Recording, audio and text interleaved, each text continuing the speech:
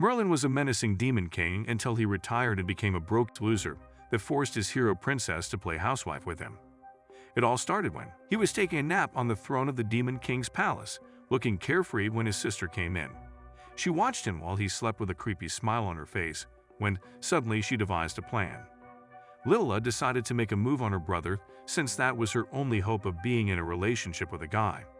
Luckily, the church squad broke up her kissing moment with the disturbance they caused outside the castle. Regardless of the commotion, she was persistent in kissing Merlin, but her plan was a bust since he woke up and wanted to know what she planned to do. She tried to bite his finger, but got a flick on the head instead. Lila was sad that she was close to kissing him. Then he grabbed her by the waist and told her no one could pull a surprise attack on him. Lila got mad that the church squad interrupted her alone time with Merlin and decided to bring out her whip to teach them a lesson. Merlin calmed her down and told her he would take care of it since they decided to mess with him on the last day of his reign as the Demon King. A few moments later, they went outside the castle and watched the battle from atop the mountain, while the monsters and humans heated up in battle. But Lila only wished for things to heat up between her and Merlin instead.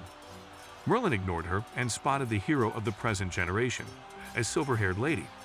She took out a golem with a single attack, but he could tell she was just low-level can fodder. The church squad had more morale with Alice by their side, but then a sandworm crossover from Arekus attacked. The church squad was useless and could only shriek and pee their pants, waiting for Alice to take down the monster with her ice attack. Alice declared herself the 233rd hero, who would take down the Demon King Merlin. At the far end of the battlefield, the bishop, who had clearly been skipping his vegetables, was unsatisfied with the progress of the battle, even though the vanguard squad was just a stepping stone for the main church squad to claim victory. He had a secret weapon in case Alice, the useless, failed in taking down Merlin. Meanwhile, Alice noticed that the monsters were beginning to overwhelm the vanguard squad, but she couldn't catch up to them on time. This was when the pork-belly bishop decided to release his ultimate weapon, the flying whale, which was ready to obliterate the vanguard squad and the monsters in a single attack. The vanguard squad had thought they were goners, but Merlin had other plans, executing the main protagonist's entrance and saving them from imminent doom.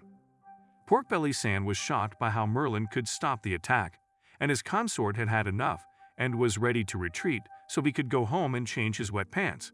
The bishop was still persistent and had confidence in his ultimate weapon. The flying whale went on the attack, but that was just child's play for Merlin, who split the whale into two with a single slash. Everyone's jaw dropped with what they just witnessed. Merlin was ready to take out the church squad when Pork-belly Sand pleaded for Alice to come and save them. Alice wanted to go to their rescue, challenging Merlin to a duel, but she was beneath him, so he launched an attack on the church squad, which felt like a nuke had just dropped. The shock wave from the attack was enough to put Alice to sleep, and nothing was left of the church squad as they were annihilated. The battle was over, but this was just the beginning of the relationship between the jobless demon lord and the hero.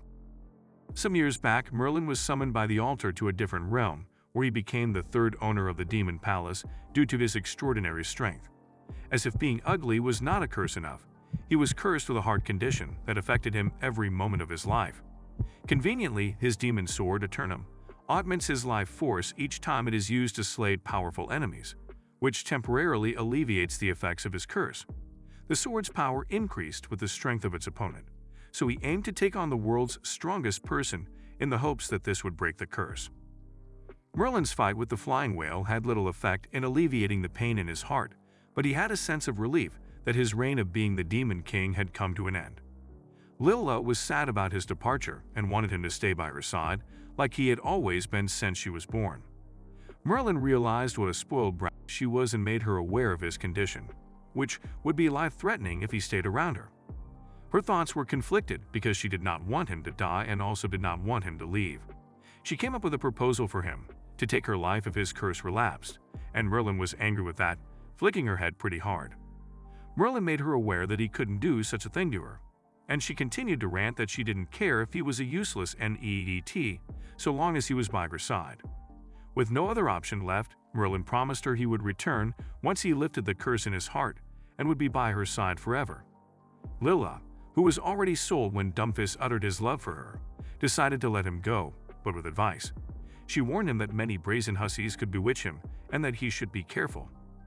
Lila threatened to unalive all of them in the most graphic way possible, which frightened Merlin.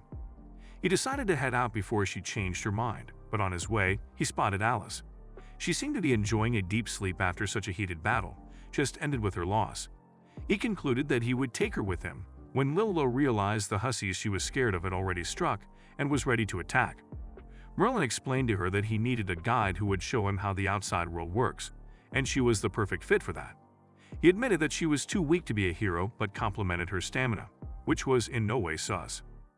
Lillo pouts, wondering why he would need a hero to accompany him rather than slay the hero since they were enemies. He claimed it was alright, since he would no longer be the Demon King and bid farewell to her, promising not to fall for Alice. Lillo was sad seeing Merlin go, but then she remembered his words, which were etched into her memory, and decided to complete her bridal training to become a virtuous wife and steal his heart once he returned. With determination in her heart, Lillo focused on honing her skills and becoming stronger, all while holding onto the hope of reuniting with Merlin one day. Alice continued to sleep so peacefully while they traveled together. As they continued their travel, Alice was enjoying a free ride on Merlin's back when it finally hit her pea-brain that she had lost the battle. The yell was so bad she began to recall where it all started, from the mountain to the church, where she faced one problem or the other. Alice became aware of her foolishness in giving in to the church's flattering words so readily. She understood how much of a clown she was to have thought she had a chance against Merlin, whose powers were like the gap between heaven and earth compared to hers.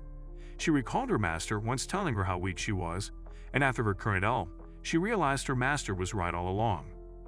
Meanwhile, Merlin spotted a destroyed boat on the shores and dropped Alice by the tree since she had become heavy baggage for him. After a while, a liquid substance dropped on Alice's face, which woke her up, and before she realized it, a demon wolf was about to devour her. Fraud hero Alice had forgotten she was the hero and waited for someone to save her. Merlin, with his light speed, came right on time, telling the demon wolf that she was his property and had no right to eat her. She was confused at first, but then her face turned red, and her heart began to race for Merlin because she was saved by him again.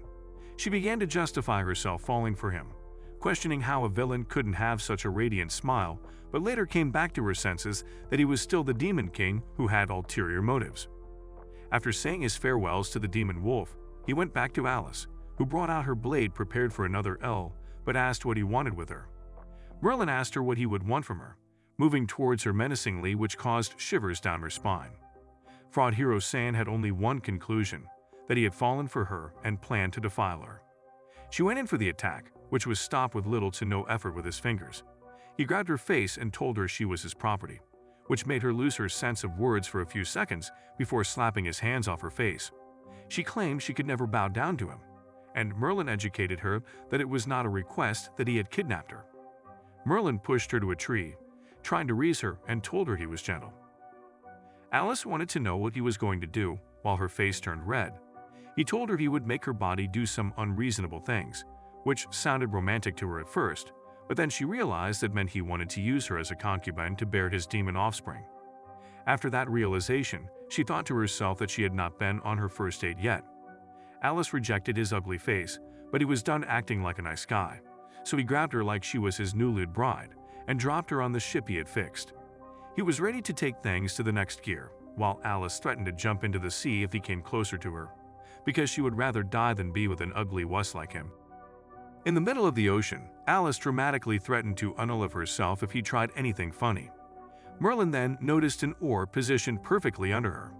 With a smirk, he stepped on one end, which made it bonk her on the head. Merlin couldn't help but wonder how someone like her became a hero. She complained that he didn't need to hit her that hard if he wanted to take advantage of her. Merlin clarified that she'd have to be the last woman on Earth for him to fall for a plotless girl like her. He could see through the fraud she kept on her chest. Her face turned beet red, stammering out that it was her armor. Realizing he hadn't fallen for her after all, Alice asked why he had kidnapped her. He casually mentioned they were off to find the One Piece, then corrected himself that they were crossing the sea to reach Great Britain. Alice pointed out how impossible it would be. She told him it took a church warship with 100 oarsmen and wind mages to cross the Strait of Orkney. Merlin laughed and told her she would be the only one rowing while he stood at the front, practicing his heroic poses. Shocked, Alice realized her feminine charms had zero effect on him. A few days later, Alice wondered why they hadn't encountered any sea creatures. Merlin, still striking dramatic poses, explained it was because a huge monster was trailing them from behind. He casually warned her to hold on tight, since he had no intention of saving her if she fell overboard. She spoke of his legend when he slayed a sea monster with a single slash. He responded that the monster he defeated back then was way smaller than the one following them now. Moments later, the sea monster capsized their boat, launching them both into the air. Merlin saved Alice's rear end since she proved to be as useful as a screen door on a submarine. After she had taken a good look at the monster, Alice realized that even Merlin might have trouble with something that size. When Merlin didn't respond, she thought he was just as terrified as she was and concluded they were doomed. But then, Merlin mocked the monster, wondering how it could live with itself looking so ugly. Enraged, the sea monster struck the ocean, creating a huge wave that pushed them back. Alice asked him how he planned to defeat it, and with a grin, Merlin unsheathed his sword, ready for battle. Merlin smirked, launching his quick-draw attack on the monster. He calmly sheathed his sword and walked over to Alice, claiming it was a piece of cake. Alice stood frozen in place like a frightened chicken, until Merlin pinched her cheeks and told her to get back to rowing. She pointed out that the monster was still right there. But a few seconds later, the sea monster was cut to pieces and transformed into an all-you-can-eat seafood barbecue. Merlin, looking unimpressed, urged her again to start rowing, warning that if she didn't, they would be shark bait. Alice was now genuinely terrified after witnessing how OP he was. She was worried about the threat he would pose when they arrived at their destination. Curious, she asked why he had left his castle. Merlin replied that she did not need to call him the Demon King anymore, but Captain. Immediately realizing how much his aura dropped, saying that he claimed he wanted to wreak havoc elsewhere. In reality, he was sacked for being a useless butt. Alice asked what his current rank was, and Merlin boasted that his level couldn't be measured. Alice assumed he must have gone through extreme hardships to attain such strength. But Merlin, who was always a buzzkill, dismissed her notion. He grinned, telling her only a loser like her would believe that. Merlin explained that it was a setup designed to make the weak better people to the society. She wanted to know when she would be able to surpass him. He told her how he was the only one who could unsheath his sword, letting her know hard work could never achieve that. Alice wanted to know how she could get her hands on his how to get strong course. Later on, Merlin narrated about his past, telling her that he was born into royalty. He lived his life as a bum, but when his mom was defeated in battle, he and his sister had to rely on themselves. At that time, Merlin was weaker than a low-level goblin. He vowed to become stronger and protect his sister. That was when he discovered the legendary sword Ardenum. He fought countless monsters, risking his life. But in the end, he defeated the demon that had oppressed them, later becoming the Demon King. Before he knew it, he became OP. Alice pointed out that from his story, it sounded like he had worked hard after all. Merlin, trying to downplay it, was now sounding increasingly dumb. As he realized he was losing this argument, he decided to change the subject. He teased Alice about her plopless chest and ordered her to continue rowing. Meanwhile, Merlin felt surprisingly content about his decision to leave the castle. It hadn't been a while since he left, and he'd already fought a saint-rank monster.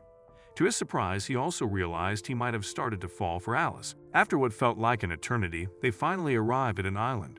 Merlin eagerly stepped out of the boat, expecting to see villages bustling with life. Instead, he found himself staring up at a massive mountain. He wondered if they were actually in Great Britain. Frustrated, he called out to Alice, reminding her that she was only supposed to stop once they reached their destination. Alice, who looked like she was suffering from some incurable disease, was utterly exhausted from all the rowing. She vowed to get her revenge once she became a saint rank. Sensing the intensity of her bloodlust, Merlin told her she had no right to rant, considering she was his slave. With a mischievous grin, he grabbed her cheeks and pulled them as if trying to tear them off. Alice slapped his hands away and told him they were actually in Great Britain, just not the port. Trying to look smug, Merlin attempted to offer her a compliment, but she could care less, since she wanted his smelly face out of her life. Unfazed, Merlin waved goodbye, cheerfully remarking how enjoyable the journey had been. Alice's face contorted with rage, recalling the misery of their trip. She promised to one day slice his head off. As Merlin was on his way, something suddenly hit him. He was broke. The realization hit him like a bolt of lightning that he was starting from zero. Merlin paused, trying to brainstorm ways to come up with some quick cash. Just then, he remembered Alice. As he looked at her, His eyes gleamed like she was a chicken nugget from KFC. Alice was freaked out, not expecting his ugly face to stare so intently at her. Merlin recalled that her armor was likely passed down through generations of heroes, and realized it was his ticket to becoming the next Elon Musk. His eyes widened with excitement, and he sprinted toward her, insisting she hand over something of value. She was confused but horrified when he told her to strip. Alice reminded him that he had rejected her and wondered what changed. Terrified, she begged him not to come any closer, but Merlin had already locked onto his prize. He snatched the armor off her by force, and Alice pleaded with him not to be rough. He scoffed, reminding her he didn't care about her plotless chest. Merlin told her she could return to him when she had more plot.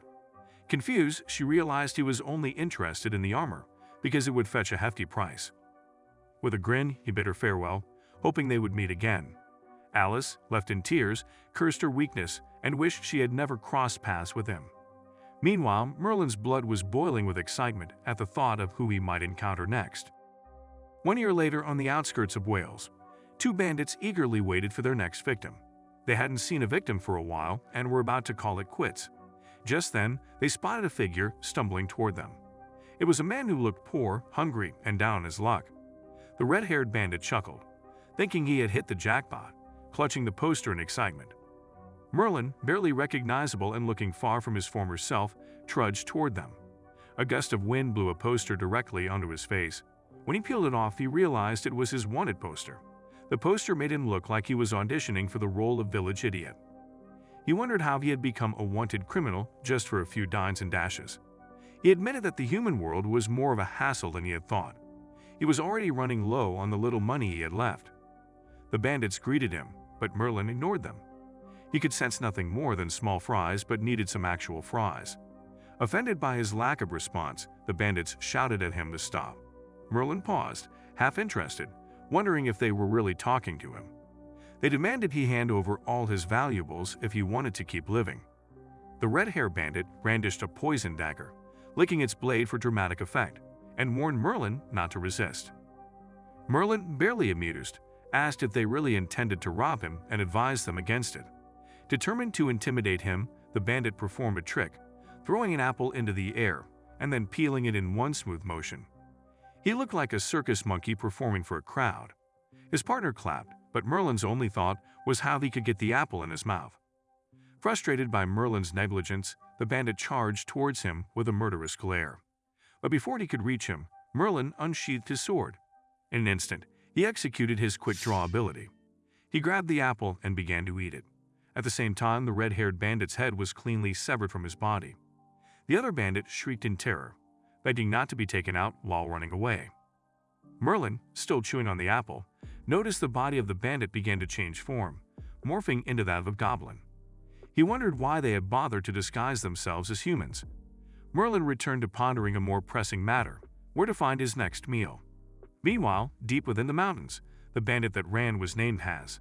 He approached the entrance of a cave guarded by goblin soldiers. Seeking an audience with the king, Haz was granted passage.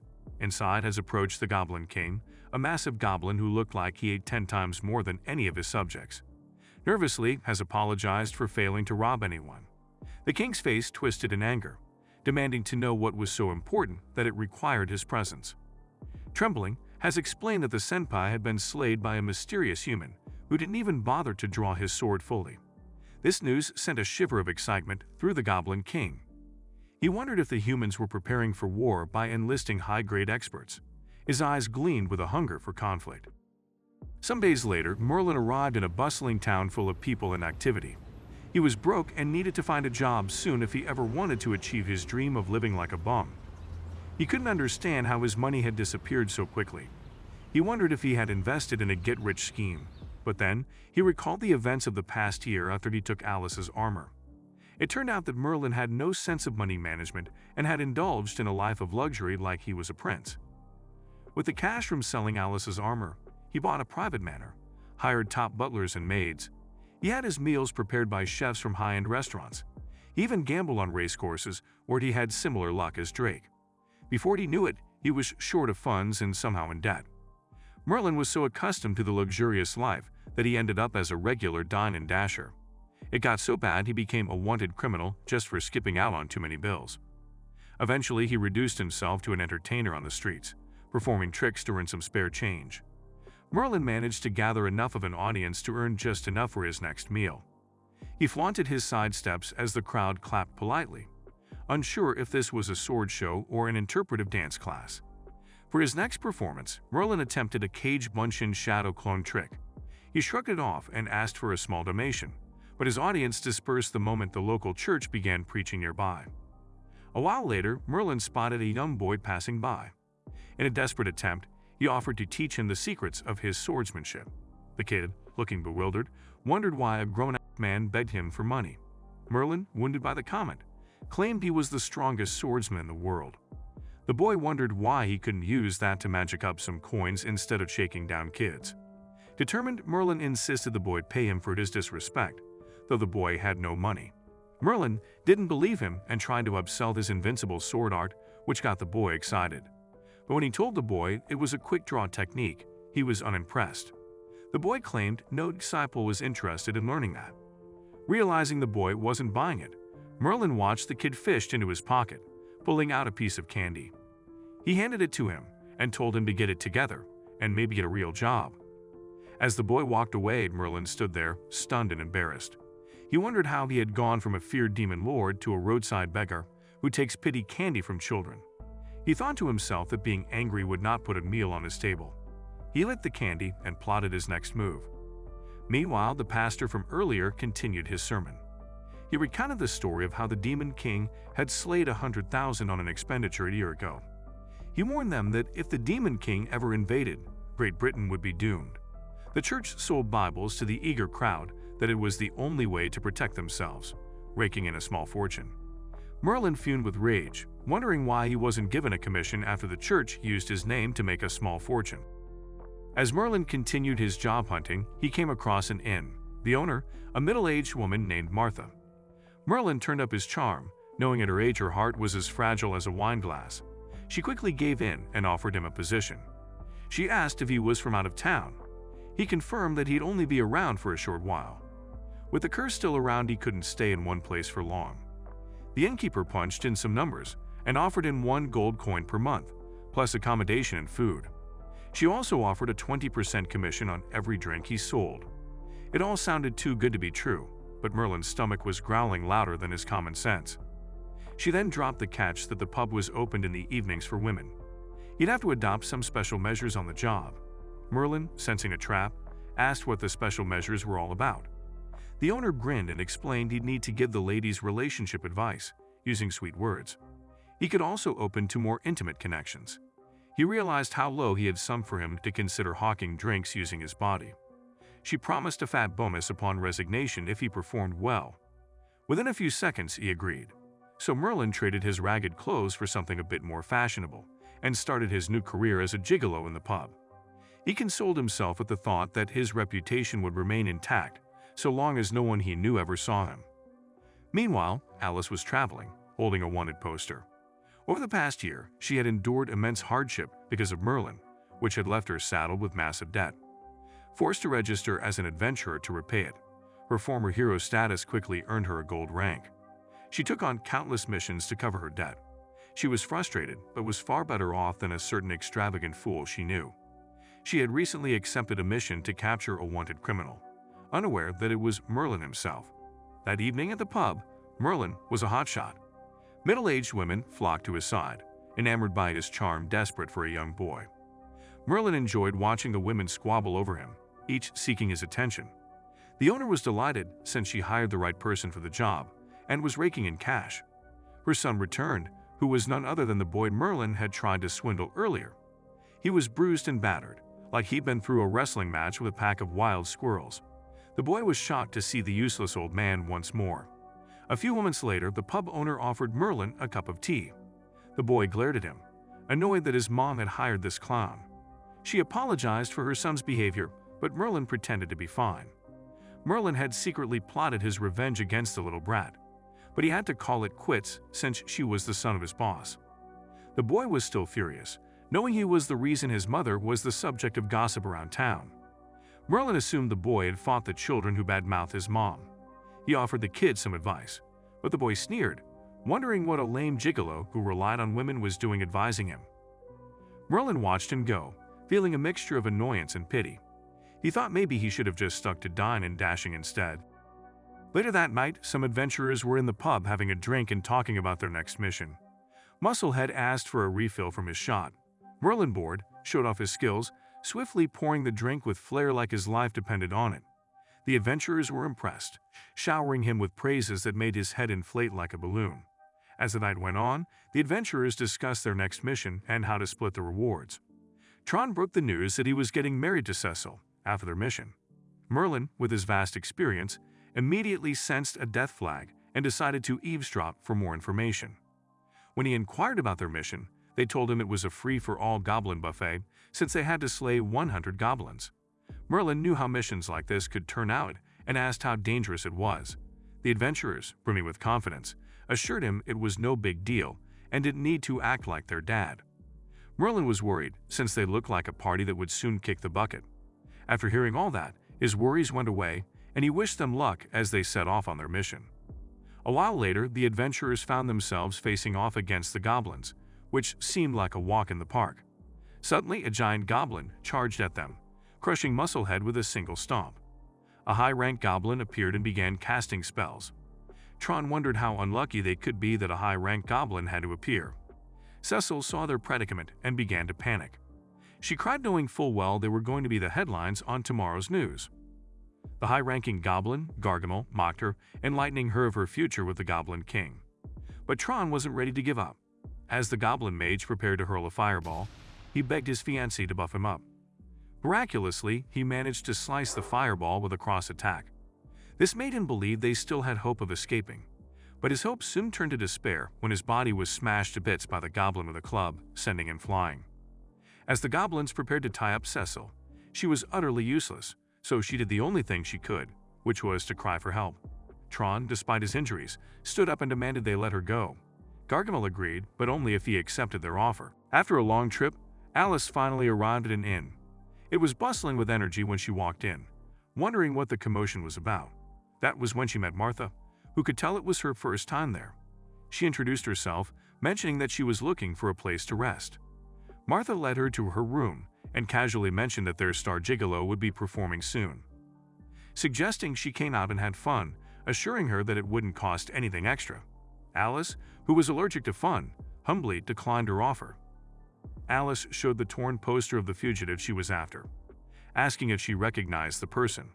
Unfortunately, the poster was so damaged that it would be impossible for anyone to identify, even with the Sharingan. Alice headed to her room, and at the same time, Merlin stepped out of his, narrowly missing her. Merlin thought he heard a familiar deranged voice but dismissed it as his imagination. Meanwhile, Alice was relieved to finally have a moment to rest after such a long journey.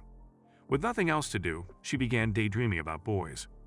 She remembered being taken prisoner by pirates while on her adventure in Port Elgin. Locked in a cage with some ladies, the pirates boasted about their catch, thrilled at the fun they'd have. Just then, a mysterious figure stood atop the mast of the ship. They were frightened it was Batman, but then they realized he only worked at night. It was Merlin in a ragged robe.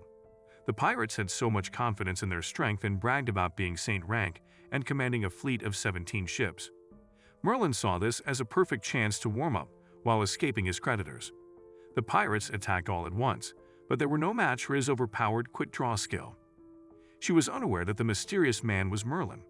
She had already fallen for him, showing how poor her taste in men could be. She thought he was incredibly cool and concluded he was an easygoing and generous person. Once she was done daydreaming, Alice remembered she hadn't written to her master. She wrote that she was doing well with boyfriend Justin out there. She hoped her master wouldn't worry about her. Then she continued her daily routine, cursing Merlin and praying that he got what he deserved. Meanwhile, Merlin sneezed and grumbled, wondering why he sneezed at this same hour every day. He began to suspect someone out there had developed a significant grudge against him. In the evening, Alice grew curious about who little Daisy was. Henry, Martha's son, was annoyed that all the hoes were getting their pockets emptied. Alice wondered why he would speak harshly about the ladies. He explained that many of them were married but shamelessly came there to indulge in their fantasies. He felt this kind of business was the reason people badmouthed his mom. Henry then complimented Alice, saying she was different from the other women. She blushed, realizing that even a little kid could raise her up. As Henry tried to get a better look at her, he noticed the gold plate hanging from her belt. His eyes were filled with excitement. He asked if she was a gold rank adventurer, and she confirmed she was.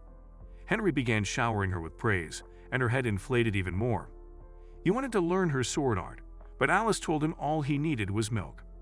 Henry was delighted to learn something from her, rather than a good-for-nothing phony who only knew how to use the quick-draw technique.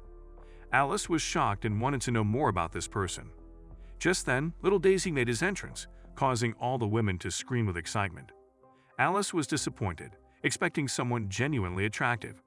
Henry pointed out that he was just a useless old man who only knew the quick-draw technique, and the only thing he had going for home was attracting middle-aged women. At that moment, Alice realized that little Daisy was the person on the wanted poster, a mystery even Sherlock Holmes couldn't solve. She stormed onto the stage, intending to arrest him. Merlin noticed her and thought she resembled Alice, but her chest seemed more developed. To confirm his suspicion, he took matters into his own hands, literally. He grabbed her chest and discovered it was just pads. Alice, now red with embarrassment and rage, tried to strike him down. Merlin dodged all her attacks, attempting to calm her down, but she was determined to cut off his hands. As she charged, Merlin leaped onto her sword, pinning it to the floor. He grabbed her head and told her she was hurting his feelings, considering their relationship. She demanded to know who he was, so he took off his mask, revealing he was Merlin. Seeing his face after so long, Alice was flooded with all the horrible memories she had of him. She let out a scream that could be heard throughout the galaxy. Merlin revealed himself to Alice, but she was furious, having lived in shame all because of him. She charged at him, forgetting she never stood a chance against his abilities. Merlin caught her hand effortlessly and tried to reason with her. He told her that ending him was a bit extreme, just for stealing her armor. Alice, feeling helpless, collapsed to the floor and began to cry like a baby, recounting the burden she had to carry because of him. The crowd of women began to doubt little Daisy, and his reputation dropped like the stock market. Henry was fed up and wondered why Merlin had taken advantage of Alice's maiden heart. Disgusted, he joined the others in giving Merlin a judgmental glare. Finally happy they understood his hate all those times.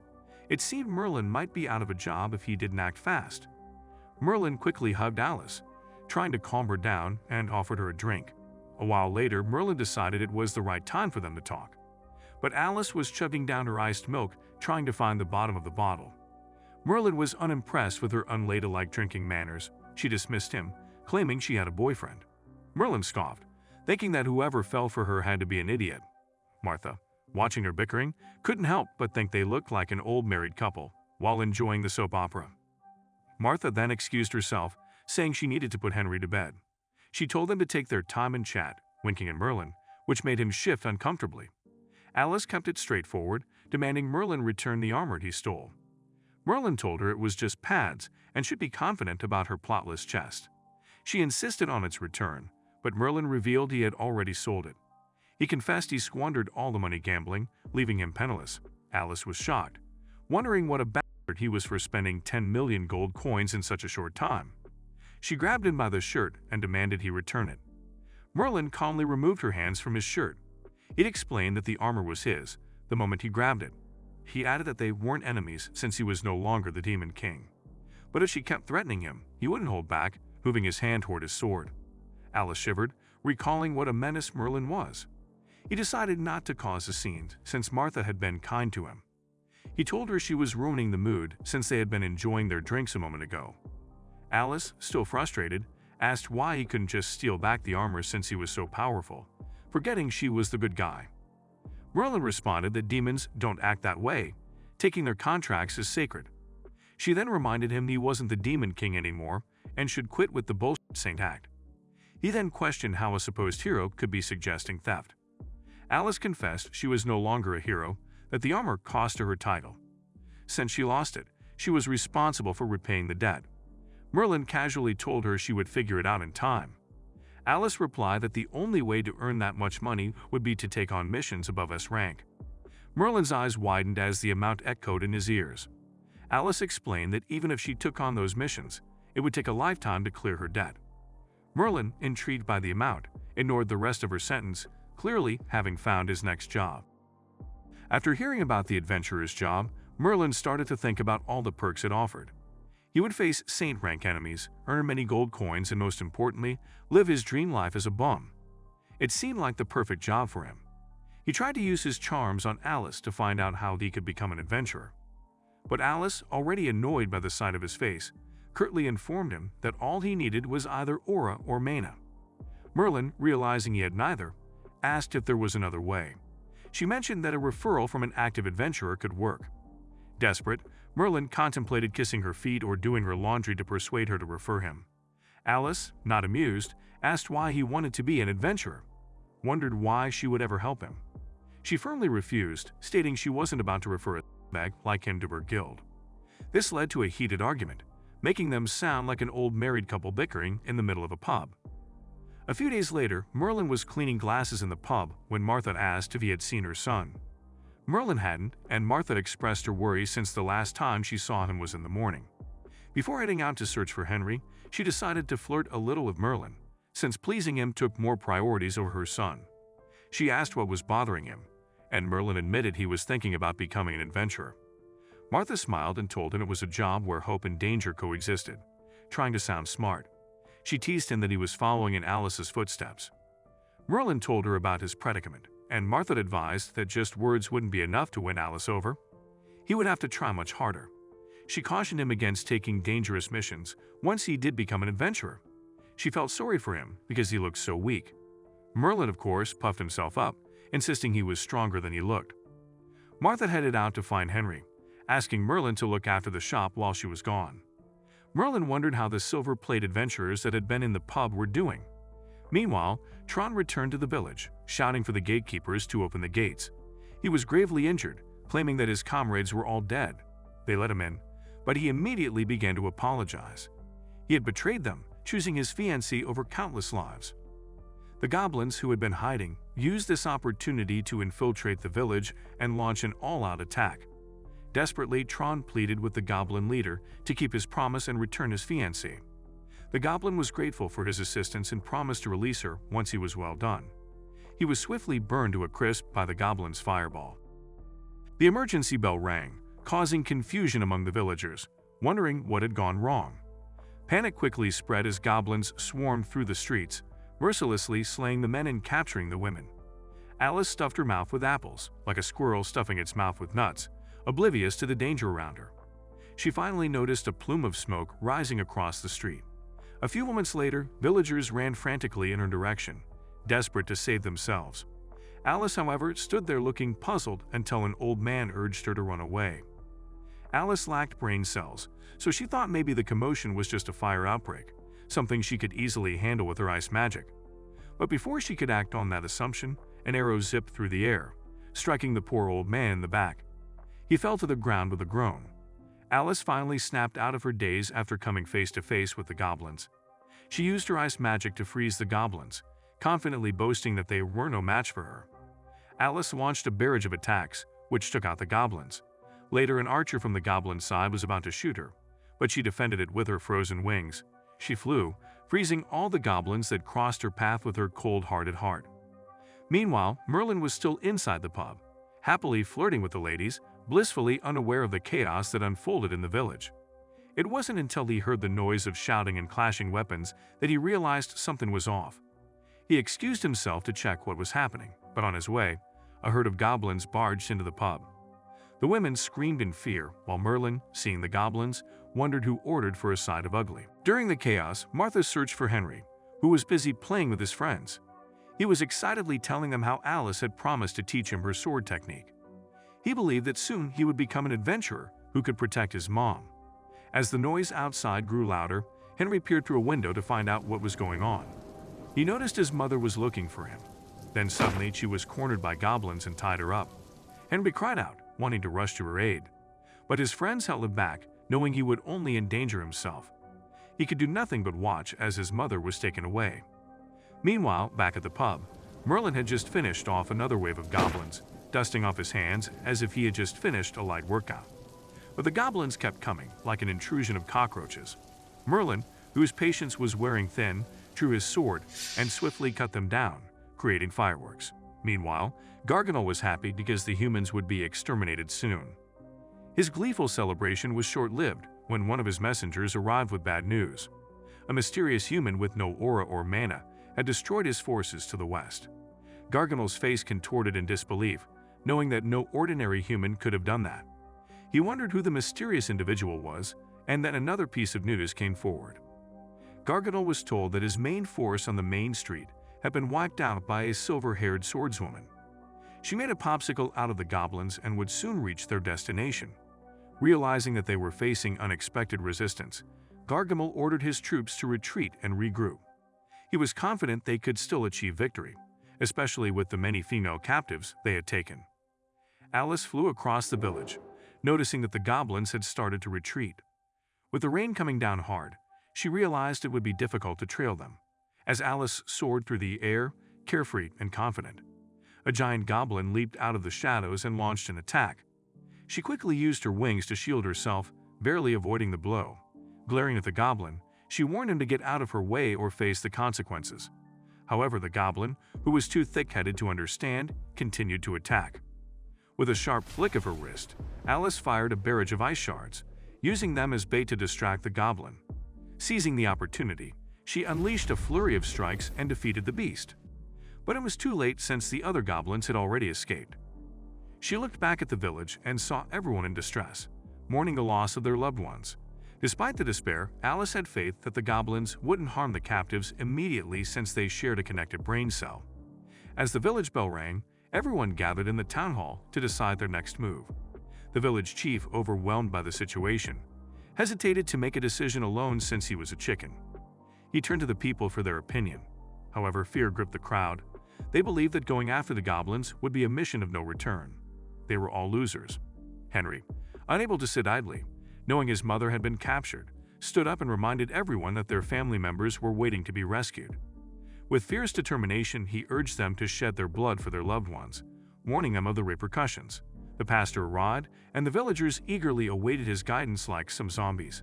He told them they were too weak to fight the goblins, and that trying would only lead to their deaths, suggesting that they pray for salvation.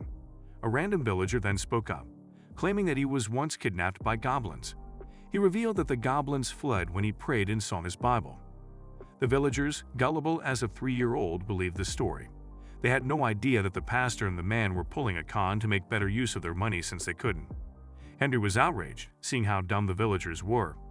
He yelled that such nonsense would not save anyone. Just then, Alice entered and confronted the pastor, telling him to leave her sight before she whacked his ass. The pastor, irritated, demanded to know who she was. With a calm but firm voice, she declared herself the 233rd hero. The villagers gasped in shock when they heard that Alice was the 233rd hero. The pastor immediately shot back, accusing her of bringing nothing but dishonor to the Vatican.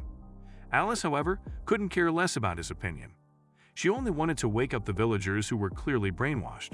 She leaned in, threatening to tell the Pope of his misdeeds. The pastor, still defiant, tried to hold his ground.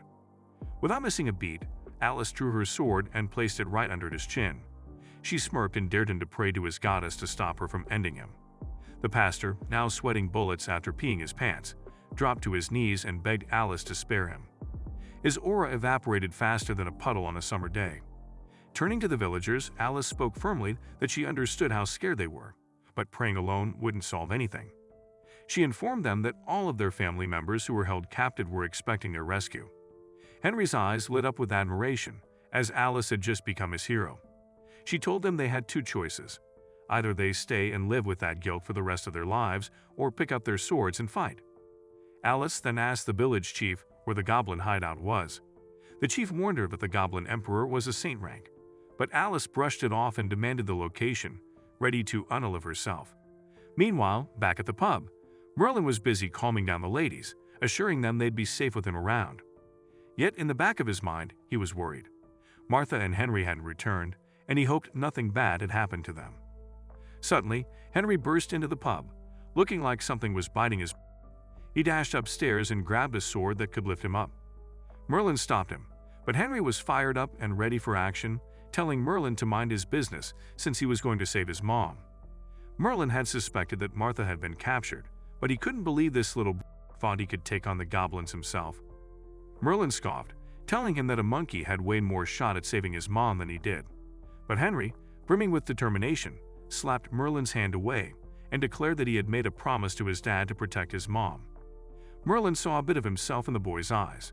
He recalled when he was younger, he once promised his mother he would protect her. Knowing he couldn't stop Henry, Merlin sighed and decided to follow him. Before leaving, he told the ladies not to go anywhere till daybreak, if not the bougie man would eat them. They looked worried, as they had thought he was frail and weak and should be worried for himself. He grabbed his jacket and braced himself for whatever was to come.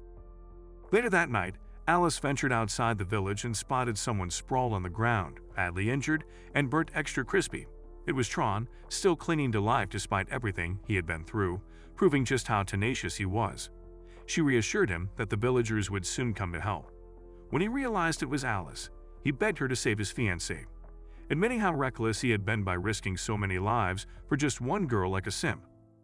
Alice, unimpressed, told him to lift his head and stop whining like a little girl. She took his silver adventurer's plate and asked for his fiancée's name. She promised him that his fiancée would be the one to return it to him.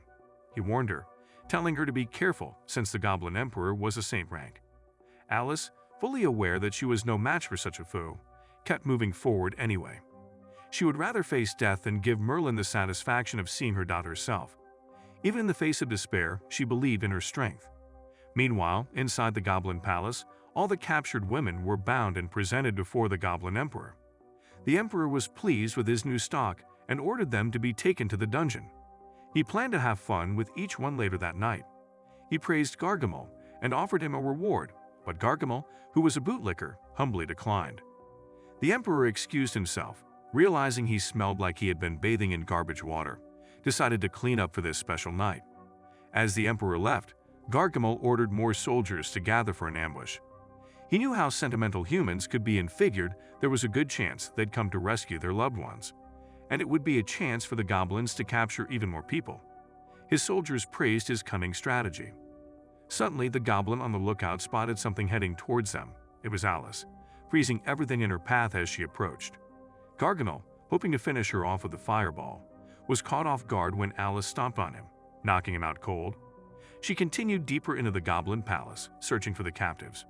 Suddenly, a group of giant goblins launched a surprise attack. The massive goblins crashed through everything, trying to crush her. She was surprised they took big and dumb to another level. Alice's small stature worked to her advantage as she darted around them, freezing them in their tracks. She gave them a cold glare and told them she would make them sorry if they did not get out of her way. The villagers grabbed whatever they could find, ranging from pitchforks, axes, and anything remotely capable of causing harm. With determination, they charged toward the Goblin Castle, ready to fight and save their families. Meanwhile, Gargamel, who had been disgracefully defeated by Alice earlier, was still unconscious. His soldiers shook him awake, informing him that the villagers had launched an attack. As if getting his nose broken was not bad enough, he had to deal with such a disastrous situation. The humans pushed forward, trying to catch up to Alice, but Gargamel wasn't going to let them through so easily. He cast a spell, conjuring a massive wall of fire to block their path. Meanwhile, Merlin, who had been searching for Henry, saw the fiery barrier and was impressed. As he wandered the battlefield, he asked the villagers if they had seen Henry. Merlin muttered in frustration, realizing Henry had made things more complicated for him.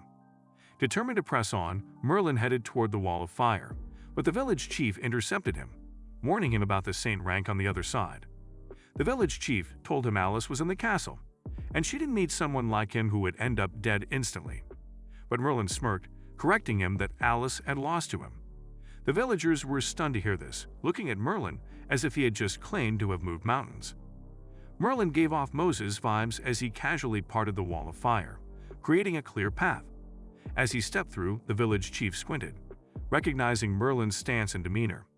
He thought he looked just like that man who vanquished the pirates at Port Elgin, Elgin's legendary swordsman. The other villagers gasped. They had always revered the swordsman who defeated the pirates and scoffed at the useless gigolo who charmed women for a living. They never realized they were the same person. On the other side of the wall of fire, Gargamel, confident that his barrier was impenetrable, turned his attention to more pressing matters. He ordered his soldiers to capture Alice quickly, but to keep it a secret from the Goblin Emperor. He wanted to keep her all to himself. The goblins wanted to know why they shouldn't bring her to the emperor. He boasted that he was the hunk of the goblin race and deserved someone like her, not the emperor. Merlin suddenly appeared, greeting the prime minister with a mocking smile and introducing himself as Little Daisy. Gargamel, perplexed by the stranger's audacity, scoffed, wondering if he had a loose screw for coming at a high-ranking individual like him. When he checked Merlin's mana and found none, he laughed and launched a fireball attack. With a flick of his wrist, Merlin effortlessly dissipated the fireball, as if it were nothing more than a nuisance. Gargamel blinked in disbelief, still trying to comprehend who this intruder was. Undeterred, he'd unleashed a tornado of fire, but Merlin snuffed it out with ease. Merlin was bored, as he had expected the Prime Minister to have SSR stats. Frustrated, Gargamel unleashed a barrage of spells, only for Merlin to counter them all without breaking a sweat. Even when the goblin used his ultimate fire technique, hoping to end it all, it proved just as ineffective. Merlin finally praised his ability to use two-tier magic, but mentioned that he was too cocky for someone who was cannon fodder. Deciding to bend things, Merlin prepared to strike. However, feeling the goblin wasn't worth the effort of unsheathing his sword, he instead defeated him without it.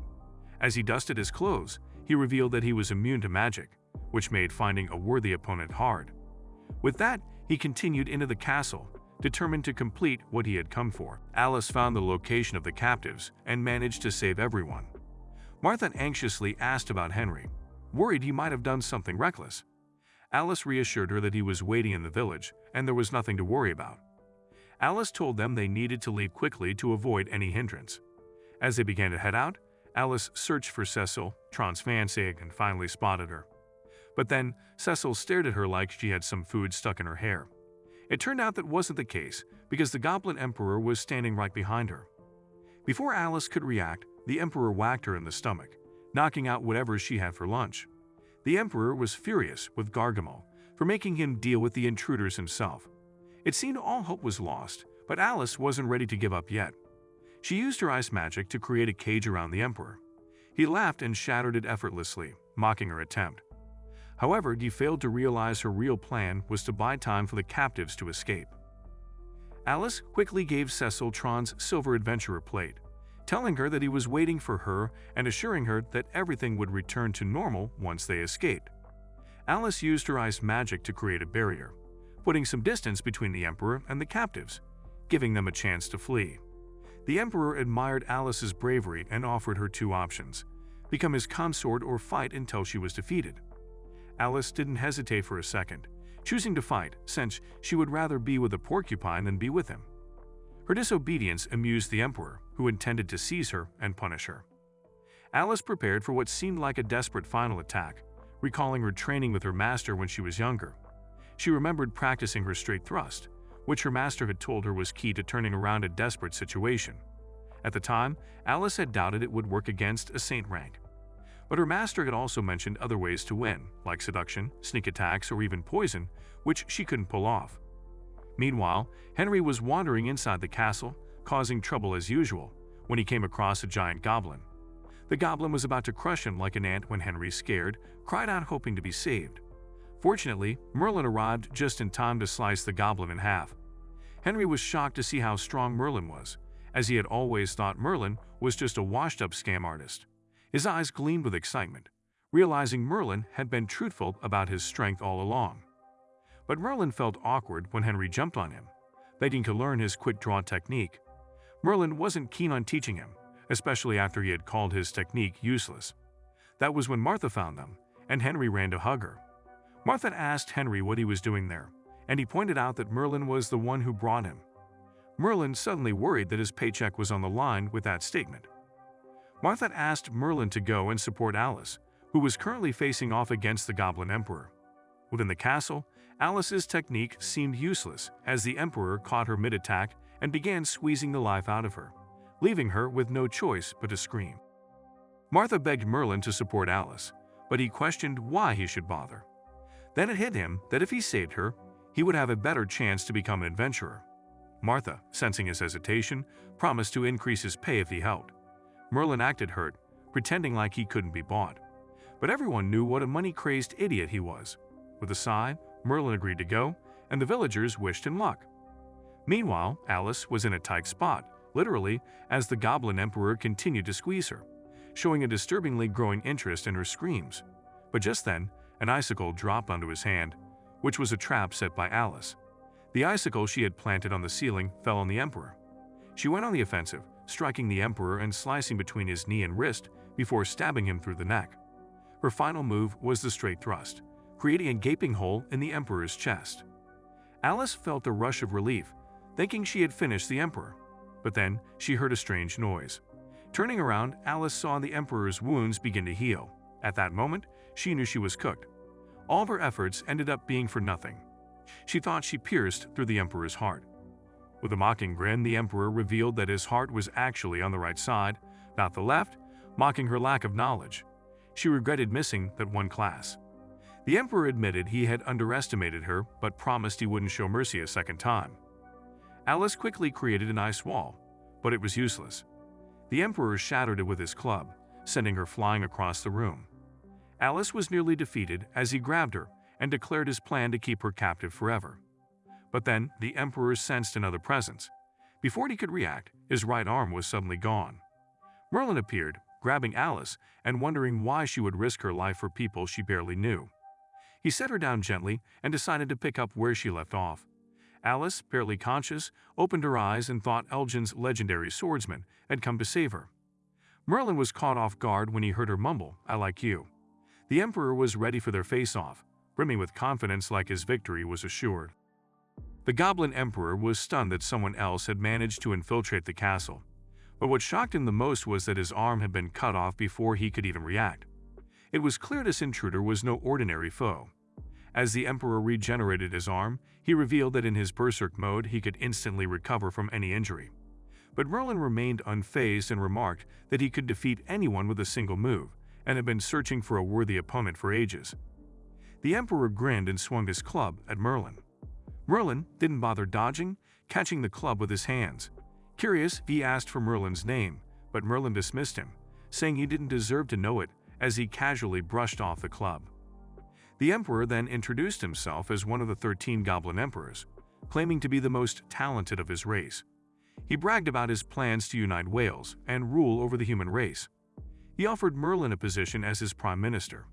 Merlin laughed and replied that no one could control him and that he'd rather use the Emperor as fertilizer for his garden. The Emperor felt insulted and launched himself at Merlin with an energized club. He leapt so high that one might wonder if the law of gravity applied to him. Yet, despite the power behind the attack, it was too slow for Merlin, who easily evaded it. Merlin landed on top of the Emperor's club and executed his quick-draw technique, slicing the Emperor clean in half. The Emperor, in his final moments, showed grudging respect for Merlin's strength. However, he soon realized his injuries were beyond his ability to heal because Merlin's attack had surpassed his regenerative capabilities.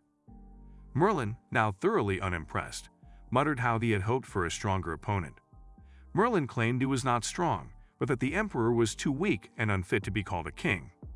Merlin was satisfied that he had defeated the saint rank, and his heart curse was alleviated, at least for a while. While searching the Goblin Castle, Merlin stumbled upon the treasure stash of the Emperor and was ecstatic to find himself suddenly rich beyond measure. Dreaming of a life of leisure, he began to plan his days as a wealthy bum. But just as his fantasies took hold, the cave began to crumble around him. He had two choices: grab as much treasure as he could or save Alice.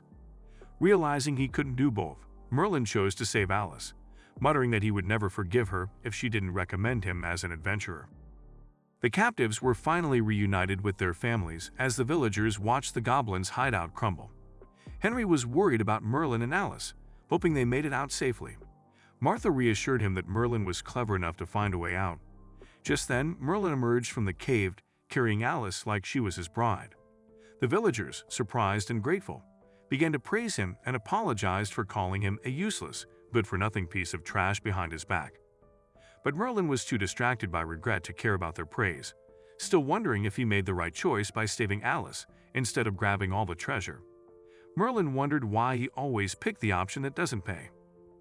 Later at the village pub, Alice was resting in her room, severely injured. Merlin surprisingly took it upon himself to care for her wounds. He chuckled at her misfortune, remembering how she had always treated him poorly. He tended to her injuries, removing her clothes to dress her wounds, assuring himself he had no ulterior motives. In the morning, Alice woke up in bed, her mind still foggy. She briefly thought she saw Elgin's legendary swordsman in a dream.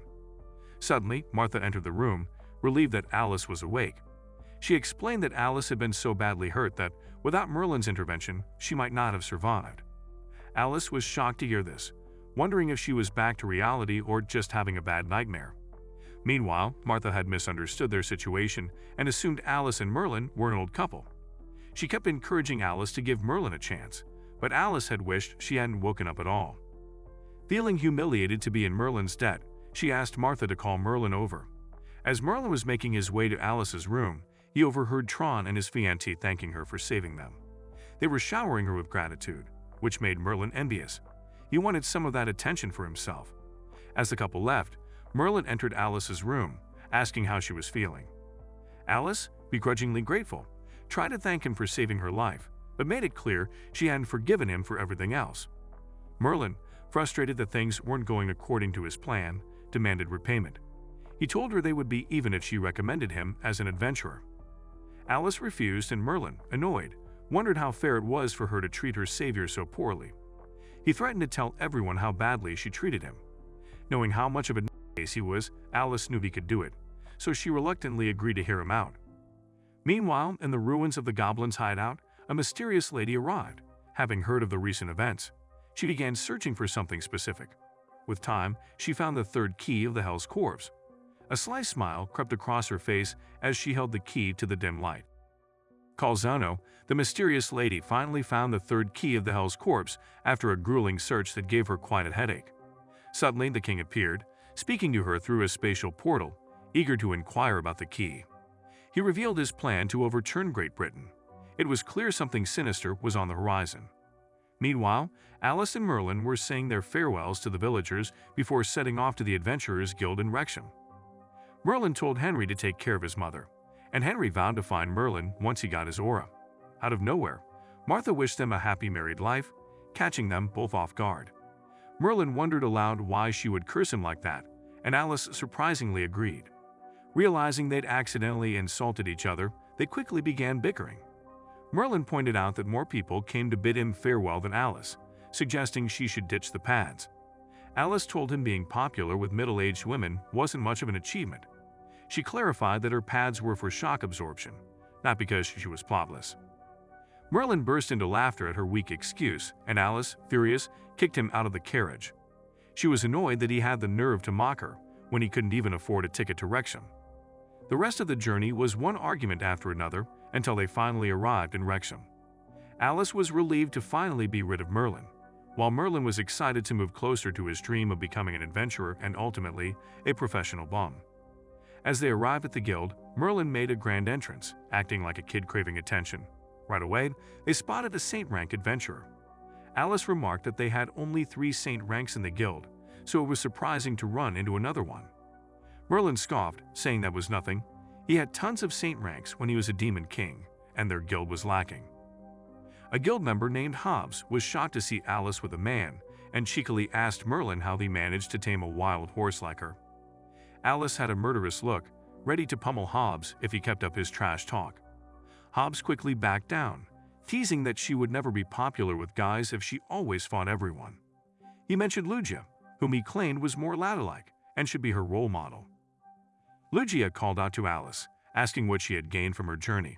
Alice, not in the mood for that conversation, stated she was only there for a referral. She introduced Merlin to Lugia, who turned out to be a bit of a case. After a few ridiculous comments, Alice smacked Lugia on the head to correct her. She explained Merlin's situation, and Lugia cheerfully assured him he had come to the right place since his bounty would be revoked. She told him he could work off his debts. Merlin was ecstatic. He had just stumbled upon a 2-for-1 special. Lugia then explained the ranking system and gave him a crash course in the basics of being an adventurer. She led him to the crystal orb that would determine his rank. But Merlin, ever the show-off, couldn't resist ogling her, impressed by her plot. However, after all his bragging and attention-seeking, the orb did nothing. His dreams of living like a bum were quickly fading as he became the laughingstock of the guild. Alice couldn't understand what was happening until he told her he had no mana or aura. Merlin reminded her about the option for referral, but Lucia promptly crushed his hopes by stating that the method had been dismissed. Refusing to accept defeat, Merlin challenged the best fighter in the guild.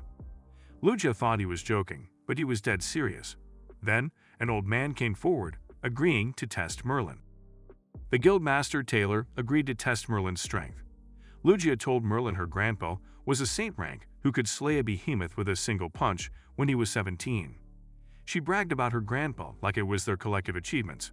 She taunted Merlin, asking if he still dared to challenge her grandpa. Without hesitation, Merlin replied that this was what he wanted. The guildmaster decided to move the match to the training hall, as the guild itself was too small for their fight.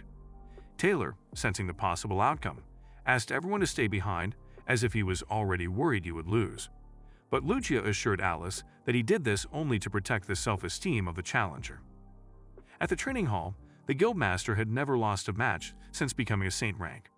Assuming Merlin was just a regular guy, he told him to attack with his full power. He declared that if he flinched, it would be his loss. Merlin, aware of his strength, scoffed and used his quick-draw technique. The attack was so powerful it destroyed several buildings outside the training hall, leaving Taylor speechless. For a moment, it looked like the guildmaster kicked the bucket right then and there. He wondered if he could stop Merlin even with his full power. Back at the guild, Lucia questioned her grandfather about going all out against Merlin, still thinking the destruction was his doing. The whispers from the guild members irritated him, who became embarrassed by what had happened and yelled at everyone to shut up. Meanwhile, Merlin received an iron plate, which was lower than that of the Ice Princess. Alice asked if he had defeated the guildmaster, but Merlin clarified he had only shown him a fraction of his strength. He casually added that the guildmaster was average, though stronger than the weakest of his 7 generals. Alice began to feel like trying to catch up to Merlin's level was becoming an impossible dream. Merlin was ecstatic about becoming an adventurer and started fantasizing about buying the biggest house in all of Great Britain. Little did he know, his rank was so low that he'd have trouble renting a broom closet. Alice bade him farewell, and only later did he realize he had nowhere to stay. On the street, Merlin tried to sell a box of matches, hoping to earn a few coins, but no one was interested. He began to wonder if he would end up sleeping on the street. Eventually, he decided he would freeload at Alice's place. Meanwhile, Alice was living her best life, enjoying a relaxing bath. She derived endless joy from imagining Merlin struggling, unable to find a job since he was a low-ranking iron. She prayed he would spend the night on the street, hungry and cold. At Alice's place, she heard the doorbell ring and immediately panicked, thinking it was her landlady coming to collect the overdue rent. But when she opened the door, she was horrified to see Merlin's smirking face instead. Before he could even utter a word, Alice drop-kicked him straight out of her yard. She returned to her bath, only to be interrupted again by the sound of the doorbell. This time, she took her sword with her, ready to end him. But when she opened the door, it was her landlady. The landlady scolded her for wielding a sword, and Merlin, the opportunist, chimed in with his comments. To make matters worse, he claimed that he and Alice were married, a lie that the landlady immediately believed. Alice, furious, tried to strike Merlin down, but the landlady threatened to evict her as she damaged her property. Merlin, with his usual grin, assured the landlady that he would resolve everything. The landlady then explained to Merlin the trouble Alice had gone through to find a place to stay. Suddenly, Merlin realized how much of a headache he was causing her, although he didn't seem all that sorry. Before leaving, the landlady handed Merlin a spare key to Alice's place. Merlin, thrilled that he had successfully secured a home, casually suggested that Alice should wear her pads again. She was ready to strike him down for real this time, but Merlin reminded her that if they fought, she would cover the damage costs. So thinking on his feet, he proposed a compromise that they split the rent. Alice, seeing no other choice and needing the money, reluctantly agreed. Merlin boasted that he'd cover his half by going on to SS a rank mission, promising to make enough to cover the rent. In the morning, Merlin tried his luck at the racecourse and lost all his money. Lucia, seeing his idiotic behavior, questioned why her grandpa let him join the guild. She wondered if he was his long-lost illegitimate child. Meanwhile, Arnold the guild simp was at it again, bringing roses to Alice, which was a regular occurrence. Hobbs, ever the violent stirrer, told him not to waste his time since claiming she had been won over. Arnold couldn't believe it, convinced Merlin had blackmailed or threatened her. Determined to win her over, he challenged Merlin to prove his worth. But Merlin, uninterested in dealing with simps, ignored him. Hobbs, who wanted violence to reign, informed Arnold that Merlin and Alice were living together. Enraged, Arnold decided the only way to settle things was through a challenge. He declared that whoever completed a specific mission first would be the rightful suitor for Alice. Alice asked Lugia about the mission Arnold mentioned. Lugia explained it was a commission from Denbighshire. According to rumors, grave robbers had activated an ancient trap, turning the place into Raccoon City infested with zombies. Arnold had hired a saint-rank adventurer for the job and asked Alice to join his team. Seeing a chance to make some quick coin, she agreed. Arnold, feeling proud of himself, began bragging, but Merlin couldn't have cared less. He accepted the mission but needed a team of 2. Without much thought, he roped in Hobbs, who was wasted. Lugia was reluctant to let them go, but the guild master, still a bit shaken from his earlier encounter with Merlin, gave them the go-ahead. As they journeyed to Denbighshire, Arnold introduced Alice to Claude, the saint-rank adventurer he had hired. Claude, however, looked down on them like they were lower than ants. Alice couldn't help but wonder if he was the honored one with the way he acted high and mighty. She realized that Merlin had warped her perception of what a saint rank should be. After dealing with Merlin, even a saint rank didn't seem like such a big deal anymore. Meanwhile, Hobbs, who had sobered up, started questioning why he had agreed to join Merlin in the first place. Merlin reassured him that he was safe within a round. Hobbs wasn't buying it with his scrawny look. He began to freak out, but Merlin told him not to worry, that Alice would handle all the heavy lifting. They would follow behind, rake in the experience and, of course, the gold coins. As they continued, a powerful force approached. They were from the Duke Rose forces. One of the knights rode forward and asked if they knew a quicker route to Denbighshire. Hobbs, eager to help, told them about a shortcut through a muddy path. The knight, unimpressed, scoffed at Hobbs for suggesting such a route and tried to whip him. But before the knight could act, Merlin stepped in, catching the whip mid-swing and pushing his ass to the ground. Merlin's sudden move left everyone in shock. He was furious that the knight had tried to attack someone after asking for their help. Hobbs whispered that messing with Duke Rose's men was a terrible idea, but Merlin couldn't have cared less. The knight was about to confront Merlin when a strong voice cut them off. It was Lady Cecilia, a high-ranking noble. She swiftly apologized for her knight's behavior, but Merlin retorted that it didn't count as an apology without her showing off her chest. Hobbs was worried that Merlin was trying to end him. Lady Cecilia was unfazed by Merlin's usual nonsense, ignored his comment, and led her knights away, leaving Merlin standing there, grinning to himself. Will Merlin ever fall for Alice, or will he be able to cure the curse in his heart? That is it for this video. Leave a thumbs up if you liked the video, and subscribe to the channel for a continuation of this series. And as always, thanks for watching.